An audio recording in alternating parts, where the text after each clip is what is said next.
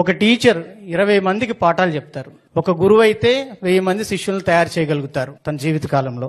అదే ఒక ప్రొఫెసర్ ఒక 30 బ్యాచ్లు తమ ద్వారా రిలీవ్ అవుతారు. కానీ ఒకే ఒక్క గురువు ప్రపంచంలో ఉన్న తెలుగు వారందరికీ నిత్యం పాఠాలు చెప్తున్నారు. వేకుజాము నుంచి రాత్రి నిద్రపోయే వరకు తెలుగు లోగిళ్ళలో ప్రవచన చక్రవర్తి ప్రవచనం వినిపించిన ఇల్లు ఉండదేమో, వినని వ్యక్తి ఉండరేమో. ధర్మం, సత్యం, సత్ప్రవర్తన, సత్చింతన, మంచి వాక్కు గురించి పిల్లల నుంచి పెద్దల వరకు అందరూ ఒకే గురువు గారి మాట వింటారు. ఆయనే ధర్మ ప్రచార ప్రయోక్త పద్మశ్రీ చాగంటి కోటేశ్వరరావు గారు. ప్రజలకు ధర్మ మార్గం చూపిస్తూ నైతిక విలువలు బోధిస్తున్న మన అందరి గురువులు ఉపన్యాస చక్రవర్తి, ప్రవచన వాచస్పతి, శారదా జ్ఞాన పుత్రులు బ్రహ్మశ్రీ చాగంటి కోటేశ్వరరావు గారికి నమస్కారం.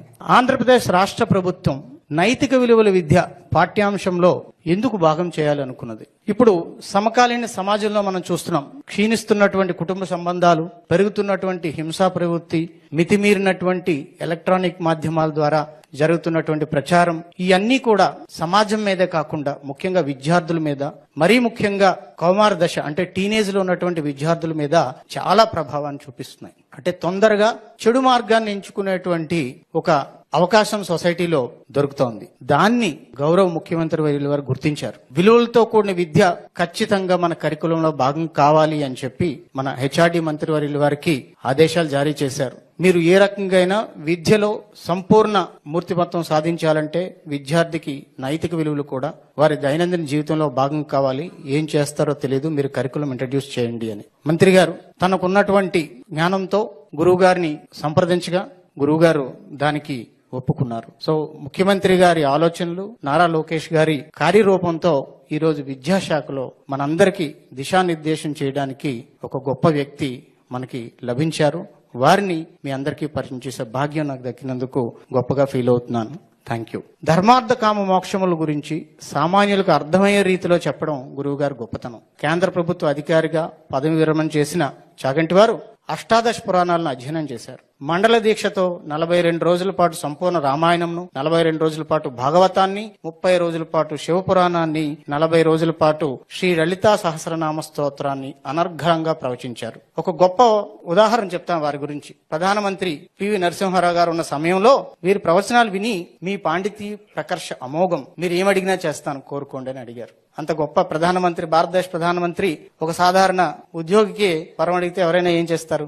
ఏవో కొన్ని కోరికల చిట్టా ముందు పెడతారు. కానీ గురువు గారు నవ్వేసి మీకు నాకు ఇవ్వాల్సిందా పరమాత్మే తప్ప మరెవరూ కాదు, మీ సహృదయానికి కృతజ్ఞతలు అని ఒక్క మాట చెప్పి సింపుల్ గా బయటికి వెళ్ళిపోయారు. ఇటువంటి నిస్వార్థ ధర్మ ప్రచార గురువులు మన నైతిక విలువల పాఠాల రూపకల్పన చేసినటువంటి సూచనలు, సలహాలు మనందరికీ మార్గదర్శనం. సమాజంలో నైతిక విలువలు, మానవత భావనలు, జీవన నైపుణ్యాలు పెంపొందించేందుకు పురాణాలు, ఇతిహాసాలను ఉదాహరణగా చేసుకుని గురువుగారు చేస్తున్నటువంటి కృషి చాలా గొప్పది. గురువుగారి మాటలు చాలా మంది తల్లిదండ్రులకు ఒక పెద్ద బాల శిక్ష వంటివి. భవిష్యత్ తరాన్ని, నేటి తరాన్ని తన ప్రసంగాల ద్వారా కలుపుతూ సాంస్కృతిక, ఆధ్యాత్మిక వారసత్వాన్ని, భారతదేశ హిందూ ధర్మ విశిష్టతను మరియు జాతి ఔన్నత్యాన్ని నలుదిక్కులకు వ్యాపింపచేస్తూ మరొక శంకరాచార్యుల్లా గురువు గారు మనందరికీ మార్గదర్శనం చేస్తున్నారు. వీరు మన పాఠశాల విద్యాశాఖకు అందించినటువంటి కంట్రిబ్యూషన్ 5 పుస్తకాలను వారే సంకలనం చేసి వ్యాఖ్యానంతో ముడిపెట్టి మాకు అందించడం జరిగింది. వాటిని మా మంత్రి గారి ఆదేశాలతో